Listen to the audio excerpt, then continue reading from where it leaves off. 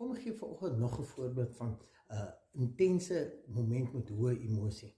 Vat byvoorbeeld, jy sit in die sitkamer en daar staan 'n skinkbord met koppies en pierings en jou kind hardloop af verby en per ongeluk word die skinkbord afgestaan.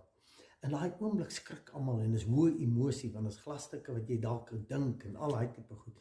En nou gil jy op die kind, jy stupid, kan jy nie kyk waar jy hardloop hier en jy stout en al daai tipe goed. En later dan, as jy die goed begin optel, dan sê jy maar niks het gebreek, ja, die tee het gespat en die koffie het gespat, en nou het jy die kind verskree in hoë emosie en negatiewe goed gesê, en jy voel sleg.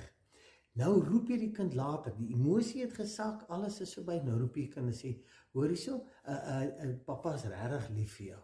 Wat gaan by hom vassteek? Gaan daai liefde vassteek, of gaan daai, jy stupid, jy kan nie dink wat jy doen nie, jy stout. Wat is die een wat vassteek? Hoor die emosie, dieper is die imprent in jou brein en vaster is dit. Onthou dit.